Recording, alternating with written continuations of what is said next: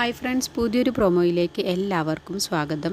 സേനാപതിയും അർജുനും കൂടി കണ്ട് സംസാരിച്ച ശേഷം സേനാപതിക്കിട്ട് നല്ല പണി തന്നെ അർജുൻ കൊടുക്കുകയാണ് കേട്ടോ. എന്നിട്ട് സേനാപതിയുടെ കൈവശമുണ്ടായിരുന്ന തോക്ക് തട്ടിപ്പറിച്ച് വാങ്ങിയ ശേഷം അർജുൻ സേനാപതിയുടെ കഴുത്തിലങ്ങ് വെച്ച ശേഷം നിന്നെ എനിക്ക് ഇവിടെ ഇട്ട് തീർക്കാൻ ഒരു ബുദ്ധിമുട്ടുമില്ല. എന്നിട്ട് ആ കേസൊക്കെ നീ സ്വയം അങ്ങ് മരിച്ചതാണെന്നൊക്കെ വരുത്തി തീർക്കാനുള്ള അടവൊക്കെ എൻ്റെ കയ്യിലുണ്ട്.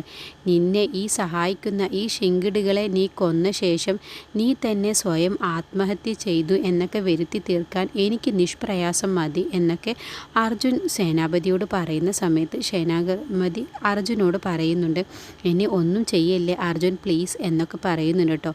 എന്നിട്ട് പറയുന്നുണ്ട്, നീ ഇപ്പോൾ പൂജയെയും അരുണിമാൻ്റെയും തീർക്കാൻ നോക്കുന്നത് നിൻ്റെ മകൾ സാക്ഷിയെ കൊന്നു എന്ന് കരുതിയിട്ടാണെങ്കിൽ അത് തെറ്റാണ്.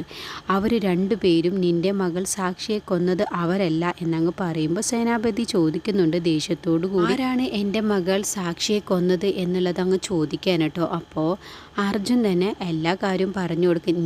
നീ വിശ്വസിച്ചുകൊണ്ട് നടക്കുന്ന, നീ സഹായിക്കുന്ന, നീ വിചാരിക്കുന്ന പ്രിയ തന്നെയാവും നിൻ്റെ മകൾ സാക്ഷിയെ കൊന്നത്. ആദ്യം അവളോടാണ് കണക്ക് പറയിക്കേണ്ടത്. അല്ലാതെ സേനാപതി, നീ കരുതുന്നത് പോലെ എൻ്റെ പൂജയോ എൻ്റെ അരുണിമാൻ്റെയോ അല്ല നിൻ്റെ മകൾ സാക്ഷിയെ കൊന്നത്. അത് നീ ആദ്യം മനസ്സിലാക്കണം. പക്ഷേ എൻ്റെ പൂജയെ രക്ഷിക്കാൻ വേണ്ടിയിട്ട് മാത്രമാണ് അരുണിമാൻ്റെ സാക്ഷിയെ കൊന്ന കേസ് അങ്ങ് ഏറ്റെടുത്തിട്ടുള്ളത്. അല്ലാതെ അവർ രണ്ടുപേരും ഇക്കാര്യത്തിൽ നിരപരാധികളാണ്. അതാദ്യം നീ തെളിയിക്കാൻ നോക്ക് എന്നങ്ങ് പറയുമ്പോൾ, പിന്നെ എന്തിന് നീ പ്രിയയെ മറച്ചു വെക്കണം, എന്നാൽ പ്രിയയെ നീ പുറത്തു കൊണ്ടുവാ എന്നങ്ങ് അർജുനോട് സേനാപതി പറയുന്നു കേട്ടോ. പ്രിയയെ ഞാനൊന്നും ഒളിപ്പിച്ച് വെച്ചിട്ടില്ല. അന്ന് അവൾ ആ ഒരു കൊലപാതകം നടന്ന ശേഷം പിന്നീട് അവളെ ഇതുവരെയും ആരും തന്നെ കണ്ടിട്ടുമില്ല. പിന്നെ എങ്ങനെ നിങ്ങൾ എൻ്റെ അലമാരയിൽ ആ ഒരു ഡ്രസ്സും കാര്യങ്ങളും, രക്തം പുരണ്ട പ്രിയയുടെ ഡ്രസ്സും കാര്യങ്ങളും എവിടെ അങ്ങനെ എത്തി? അപ്പോൾ നിങ്ങളുടെ കസ്റ്റഡിയിലല്ലേ പ്രിയയുള്ളത്? അതുകൊണ്ടല്ലേ നിങ്ങൾ ഇതിൻ്റെ പിറകിൽ കേസും കാര്യങ്ങളുമായിട്ട് എൻ്റെ പൂജയെ കൂടി അകത്താക്കാൻ വേണ്ടി ശ്രമിച്ചത്. അപ്പോൾ ആദ്യം നിങ്ങളൊരു കാര്യം മനസ്സിലാക്കണം. നിങ്ങൾക്ക് പ്രിയയുടെ ഡ്രസ്സും രക്തം പുരണ്ട ഡ്രസ്സ് കിട്ടിയിട്ടുണ്ടെങ്കിൽ അത് ആരാണ് തന്നിട്ടുള്ളത് എങ്കിൽ അത് ശങ്കർ റാം ആണെങ്കിൽ ശങ്കർ റാം തന്നെയാണ് നിങ്ങളുടെ ശത്രു. ശങ്കർ റാം ആണ് ഇതിൻ്റെയൊക്കെ പിറകിലെന്നുള്ള കാര്യം ആദ്യം മനസ്സിലാക്കിക്കോ. ശങ്കർ റാമിന് അറിയാം പ്രിയ എവിടെയുണ്ട് എന്നുള്ളത്. അതുകൊണ്ടാണ് ശങ്കർ റാം വഴി ആ ഒരു ഡ്രസ്സ് ഞങ്ങളുടെ അലമാരയിൽ എത്തിയിട്ടുള്ളത് എന്നങ്ങ് പറഞ്ഞു കൊടുക്കണ്ട. അങ്ങനെ ശങ്കർ റാം തന്നെയാണ് ഇതിൻ്റെ പുറകിൽ എന്നുള്ളത് സേനാപതിക്ക് ഒരു തുമ്പ് അർജുൻ ഇട്ട് കൊടുക്കുന്നുണ്ട് കേട്ടോ. പിന്നീട് അർജുൻ അവിടെ നിന്ന് അങ്ങ് പോവുകയാണ്. അപ്പോൾ സേനാപതി പിന്നെ ദേഷ്യത്തോടു കൂടി തന്നെ സേനാപതി പിന്നെ ശങ്കർ റാമിനെ വിളിച്ചു വരുത്തുക കേട്ടോ. എന്നിട്ട് സേനാപതിയുടെ ഗോഡൗണിൽ വെച്ച് ശങ്കർ റാമും സേനാപതിയും കൂടിയിട്ട് കള്ളൊക്കെ കുടിക്കുകയാണ് കേട്ടോ. ആ സമയത്ത് ശങ്കർ റാമിനോട് ദേഷ്യപ്പെട്ടിട്ട് തന്നെ സേനാപതി അവിടെയുള്ള കുപ്പിയും മറ്റു സാധനങ്ങളും കൊണ്ട് വലിച്ചെറിഞ്ഞ ശേഷം, ശങ്കർ നീ ഒരു കാര്യം മനസ്സിലാക്കണം.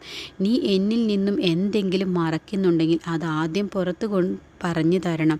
കാരണം നിൻ്റെ എല്ലാ തരത്തിലുള്ള ഈ കണ്ടകാലമായി നീ ഒളിപ്പിച്ചു വെച്ചിട്ടുള്ള എല്ലാ രഹസ്യങ്ങളും ആ അർജുന് അറിയാമെന്നങ്ങ് പറയട്ടോ.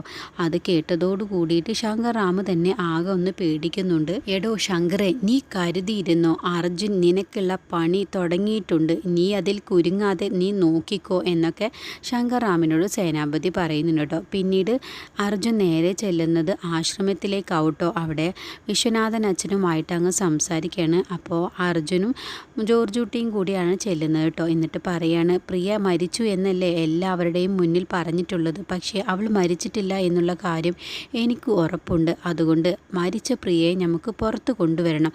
അതിന് വിശ്വനാഥൻ അച്ഛൻ്റെ ഒരു സഹായം എനിക്ക് വേണം എന്നങ്ങ് പറയുന്നുണ്ട് കേട്ടോ അർജുൻ. അപ്പോൾ വിശ്വനാഥൻ അച്ഛൻ ചോദിക്കുന്നുണ്ട്, എൻ്റെ എന്ത് സഹായമാണ് അർജുൻ നിനക്ക് വേണ്ടത്? ഞാൻ എന്തിനും തയ്യാറാണ് എന്ന് വിശ്വനാഥൻ അച്ഛൻ അർജുനോട് പറയുന്നുണ്ട്.